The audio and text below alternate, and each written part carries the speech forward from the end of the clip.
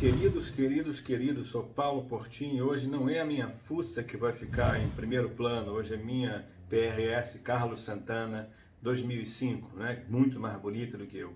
Hoje a gente vai falar de uma coisa bem interessante. Eu vou dividir em dois vídeos para não ficar longo demais e para a gente falar de uma coisa mais simples no primeiro e uma coisa mais complexa no segundo. Hoje eu vou falar sobre como evitar a síndrome do otário na Bolsa de Valores. A síndrome do otário dá em todo mundo, galera, sabe? Isso aqui não é crítica a ninguém, não. Você deve ter escutado assim, quando a bolsa saiu na Veja e a velhinha do 501 colocou o dinheiro dela lá, é hora de sair. Não é? As pessoas costumam dizer isso, né? Nem sempre é. Mas o que acontece é que quando está todo mundo querendo entrar, é normalmente porque a bolsa subiu demais. E quando está todo mundo querendo sair, é quando a gente está com um bear market, está todo mundo desesperado. Tá? Então a síndrome do otário é uma coisa normal. Mas o que eu vou mostrar para vocês agora, talvez seja o terceiro maior sucesso do meu livro, Mercado de Ações em 25 episódios, que é o balanceamento de carteira. Eu fiz um estudo mostrando que você balancear carteira de renda fixa, carteira de renda variável, faz com que você evite trocar de pernas, que é o termo polido para a síndrome do otário, né? E mais ainda, faz com que você consiga, na maior parte das vezes, pelo menos em relação ao passado, ter um resultado superior do que investir apenas em renda fixa, apenas em renda variável. Nesse primeiro vídeo eu vou mostrar para vocês como funciona o balanceamento de carteira, que é, em essência, em vez de ter 100 mil em renda variável, 100 mil em renda fixa, como é que funcionaria se a gente tivesse 50-50 e quando uma subisse demais eu vendesse, colocava na que subiu menos, ou quando uma caísse demais eu pegasse o dinheirinho da renda fixa e colocasse na renda variável. Como é que isso funcionaria? Isso daria certo? Funcionou no passado? Isso é o que a gente vai discutir no primeiro vídeo. Eu vou mostrar para vocês os resultados de 1995, né? Quando o Brasil teve dois descobrimentos, né? O descobrimento de 1500 e o descobrimento depois do Plano Real, né? Porque antes a gente não conseguia fazer conta com nada. Eu vou mostrar de 1º de janeiro de 1995 até junho de 2020, fresquíssimos os dados. No segundo vídeo, que vai ser um pouquinho mais avançado, a gente vai discutir por que esse balanceamento funciona, por que funcionou, se funciona para qualquer perfil de renda variável, como é que a gente faz para colocar dinheirinho devagar, né? Eu não tenho 100 mil para dividir 50-50, tá? Você vai construindo ao longo de R$ 500 por mês, etc. E eu vou ensinar vocês como fazer isso. E para as pessoas que são muito jovens, eu não quero 50% em renda fixa e 50% em variável, eu quero 80% em renda variável porque eu sou muito jovem, eu tenho, 25 anos, 30 anos, tá? E eu vou mostrar para vocês como é que você faz as contas para ajustar. Me acompanhe.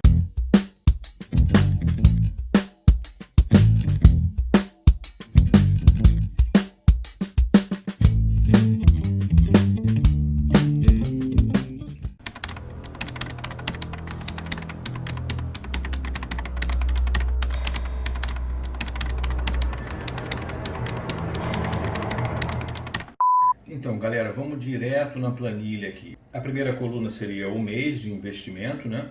A segunda coluna é a pontuação do Ibovespa. A taxa Selic na terceira coluna, Selic ajustada. Eu já explico isso um pouquinho mais adiante quando estiver falando de tributação e taxa de administração. E a gente inicia com 50 mil reais em ações, 50 mil em renda fixa. Eu entendo que isso aí, evidentemente, hoje é muito dinheiro, imagine em 1995. Mas isso é só para a gente poder fazer, pessoal. Funcionaria com 10, funcionaria com 15, funcionaria com 5. O que você está vendo ali à direita é patrimônio total. Isso significa o seguinte, ali tem a carteira balanceada, 50 mil, 50% em cada um, o objetivo é esse. Do lado direito, aí no patrimônio total, você tem a comparação entre os três modelos, né? Se você tivesse colocado, em vez de 50-50, tivesse colocado 100 mil em ações, se você tivesse colocado 100 mil em renda fixa, ou se você tivesse feito o balanceamento. A gente vai comparar no final esses patrimônios. Então volta aqui para mim. Então, pessoal, o que vocês vão ver se lerem o livro, que tem as coisas um pouco mais detalhadas, é o seguinte, eu fiz um teste para balanceamento. Balanceamento significa o seguinte, eu quero 50%, 50%.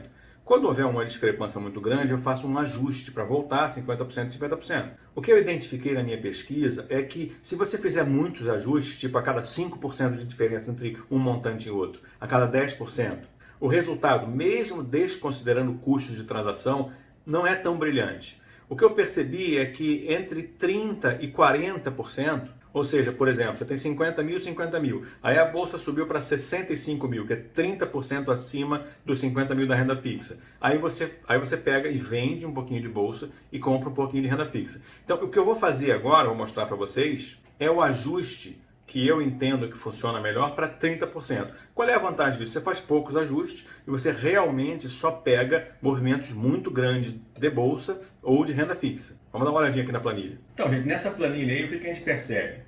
Só um comentário, você está vendo aí que a taxa Selic de 0% em janeiro de 95?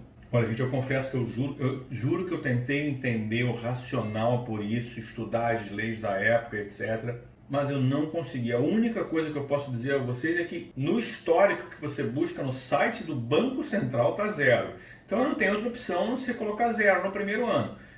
Pode ter sido uma transição que ainda pede correção monetária anterior, etc. Mas o fato é que o valor oficial é zero.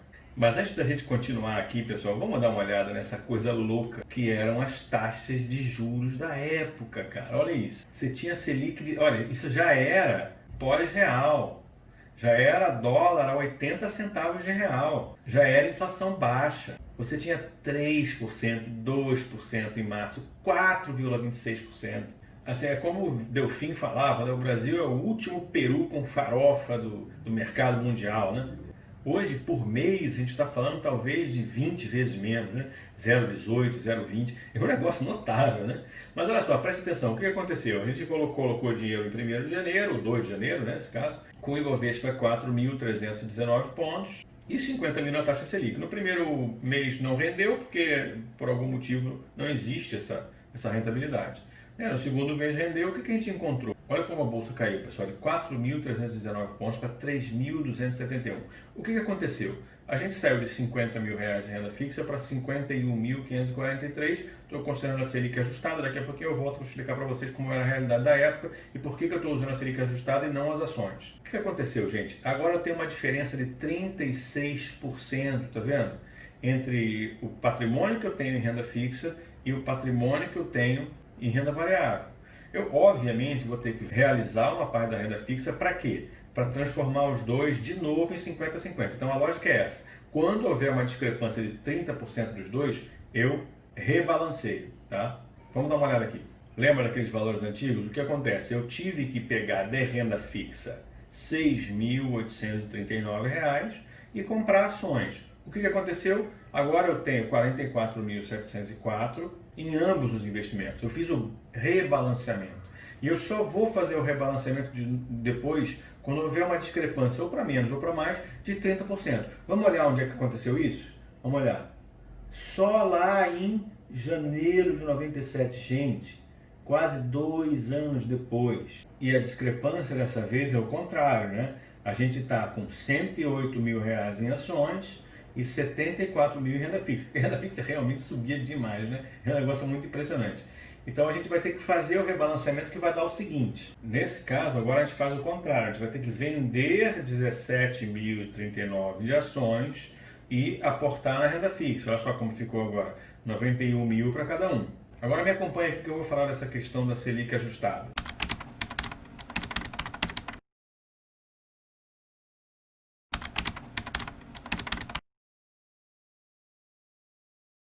Bom, pessoal, vocês devem ter acompanhado aí outro dia uma briga do Samidana com um cara do mercado, o Samidana dizendo que a renda fixa ganhou, o outro cara dizendo que a renda fixa não ganhou, que a renda variável ganhou, etc. Honestamente, assim, eu tenho 48 anos e eu tinha dinheiro nessa época. Eu tive poupança captada pelo Collor. O Collor tomou a minha poupança. Então, entre lá 1998 até 2002, eu estava acumulando. E eu lembro exatamente do que a gente passava. Amigo, sério, o que o Samidana falou, o que o outro rapaz lá do mercado falou, esquece, o Brasil não era esse, amigo, não era esse. Você não sabe do que estão falando. Está falando de, veja bem, a Bolsa tinha, se você vender com lucro, você paga 10%, depois passou a 15%, não sei o quê, e na renda fixa você tinha um imposto de 15%, ou de 20%, ou de 22%. Desculpa, filho. Eu tinha dinheiro na época. Pode ser que as pessoas bilionárias, milionárias, tivesse um tratamento muito diferenciado. Mas se você estava na faixa aí de 100 mil reais, a taxa de administração que o nego te cobrava, assim, se você for top do top do top, era 2%. Você pagava o imposto, uma taxa era 2% por ano, sobre, não é 2% sobre o ganho de capital, era 2% sobre todo o seu patrimônio. E por que eu estou falando isso tudo para vocês? Porque eu estou colocando, né? Eu coloquei uma Selic ajustada. O que eu ajustei na Selic? Só o imposto de renda, porque você em tese não poderia fugir. Porém, se você estivesse investindo de fato em Selic, você estaria, meu amigo, incorrendo em 4% fácil de taxa de administração. Pô, a Selic de 26%. O banco tomando 4%, você nem nota. Mas em ações a coisa era completamente diferente. Primeiro, eu vou falar um negócio aqui, não conto para ninguém. Não conta para ninguém. Mas, cara, assim, eu dei aula pro pessoal de curso de agente autônomo. E tinha um monte de trader lá. Trader que fazia trade de 2 milhões de reais por dia. Isso em 2007. Esse cara oferecia isso para a Receita Federal. Eu perguntei para ele, cara, mas você faz essa movimentação toda e etc. Assim, se a Receita bater lá no teu escritório, aí ele falou, me joga pela janela. Quer dizer, o que eu estou querendo dizer é o seguinte, é que a tributação em bolsa é um negócio tão irrelevante em 95, foi em 2007 isso, tão irrelevante que tem até dificuldade de entender se a pessoa realmente oferecia o tributo. Porém, sempre existiu alguma isenção. Durante algum tempo foi uma isenção de bens de menor valor, até 20 mil reais. Depois foi uma isenção direta de 5 mil reais. E já de muitos anos para cá, uma isenção de 20 mil reais para qualquer negociação. E se você leu o meu livro, leu o capítulo do imposto de renda, você vai saber que a gente não precisa carregar imposto nenhum numa carteira de 20 anos. E tudo dentro da lei, perfeitamente dentro da lei. Só sendo um pouco inteligente. Na verdade, acredito que eu estou prejudicando a renda variável. Porque eu não estou colocando o imposto do ganho de capital, porque o imposto sempre depende da quantidade que você vende, e você poderia não ter imposto nenhum, e principalmente porque você desde sempre poderia fazer uma operação que eu chamo para acabar com o seu estoque de imposto de renda, que está no livro muito bem explicadinha. Então, em tese, você realmente não precisaria pagar. Porém, no imposto de renda da renda fixa, você nunca conseguiu fugir. Só que eu não coloquei os 4% de taxa de administração. Os 3% de taxa de administração que todo mundo era obrigado. Hoje você está vendo 130% de CDI, 140% de CDI, 120%. Claro, 130% de CDI é 2%, você ganha 130%, você ganha 2,6%. Oh, que grande negócio. Quando o CDI era 30%, 40% por ano, você não ganhava 130% de CDI. Pelo contrário, você ganhava 72%, 68% de CDI. E aqui eu estou colocando 100% de CDI. 100%. Você vai pensar assim, você não está colocando ganho de capital para a bolsa, está prejudicando a renda fixa. Não, senhor. Eu estou ajudando demais a renda fixa. Demais.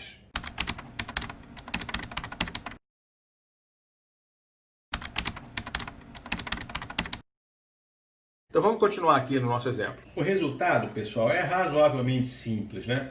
Preste atenção, eu considerei a gente iniciando em 1995, terminando em 2020. Iniciando em 1996, terminando em 2020. Iniciando em 1997, terminando em 2020. Junho de 2020.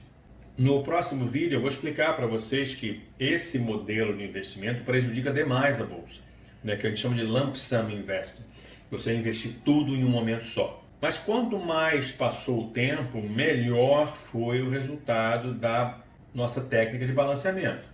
Tá? Eu vou explicar para vocês o que significa essa planilha para vocês entenderem o que aconteceu. Em 1995, de 1995 até 2020, junho de 2020, eu precisei fazer 19 ajustes. Nos últimos 5 anos, quer dizer, eu não estou considerando só o último dia, não é? No último dia, obviamente, o balanceamento ganhou. Se você tinha, sei lá, 100 mil no início, se balanceou, você chegou a 3 milhões e 500, se fizesse o balanceamento. Se fizesse a renda fixa, teria 2 milhões 396. Se fizesse a renda variável, 2 milhões 678. Então o resultado foi excelente. Só que eu não peguei só o resultado do último mês, né? Do mês de junho. Eu peguei o seguinte, nos últimos 5 anos, em todos os 60 meses dos últimos 5 anos, a renda fixa teria vencido em 3. E aí a gente vai olhar adiante nos gráficos, certamente isso aí tem a ver com aquela depressão que o mercado passou no período pré-impeachment, né? Porém, nesses 60 meses, em 57 o balanceado venceu. Em 1996, se eu tivesse iniciado em 1996, teria feito 18 ajustes. E em 60 dos últimos 60 meses teria tido vitória para o balanceamento. E o que você vai perceber aqui é que dependendo do ano em que você entrou, você pode ter entrado com uma bolsa muito cara. A gente entrou com uma bolsa muito cara, por exemplo, em 1998, que foi antes da gente desvalorizar o dólar, né? As pessoas mais jovens não vão lembrar disso, que a gente só teve, dos últimos 5 anos, só 42 meses nós teríamos a vitória da renda variável. No ano de 2000, a gente teria entrado com a bolsa bem alta mesmo. Em 99, a gente teria entrado com a bolsa bem baixa, né? Você percebe que foram 51 meses para o vencimento, o balanceamento venceu, e 9 meses a bolsa venceu. Então, mesmo no final, mesmo em junho de 2020, se você tivesse investido em renda variável, você tinha ganho mais dinheiro do que se tivesse investido em balanceamento em renda fixa. Olha a diferença. De 1.615.000 para balanceamento, 942.000 se eu tivesse investido em renda fixa e 1.705.000. Por quê? Porque o ano de 99 foi um ano extremamente deprimido. Foi o ano que a gente fez a desvalorização do real. Já 2000 foi um ano bombado. Então você percebe que nos últimos 5 anos você teve até mais vitórias da renda fixa, né, do que da renda variável.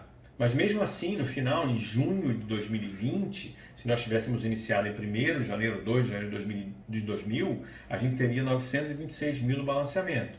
Percebe que o balanceamento está aí amarelinho, ele ganhou em praticamente todos os pontos. Onde é que a renda fixa ganhou? O único lugar que a renda fixa ganhou foi quando a gente começou em 2008. Aí, meu amigo, porque olha qual foi o Ibovespa inicial em 2008. 63 mil reais. Quer dizer, a gente chegou a 63 mil reais agora na pandemia. Então, nesses últimos anos, né, de 95 até 2009, se eu tivesse começado em 2008, a renda fixa teria me feito ganhar. Porém, só nesse ano. Então, volta aqui para mim. Bom, pessoal, vocês devem estar querendo ver os gráficos de cada ano, etc., mas não vai ser nesse vídeo. No próximo vídeo eu vou mostrar para vocês os perfis que permitiriam a gente vencer. Nem sempre, alguns colegas meus de mercado na época, 2005, 2006, fizeram testes para perfis de outros fundos de investimento e as coisas não funcionaram da mesma maneira. E eu vou contar isso tudo para vocês no próximo vídeo.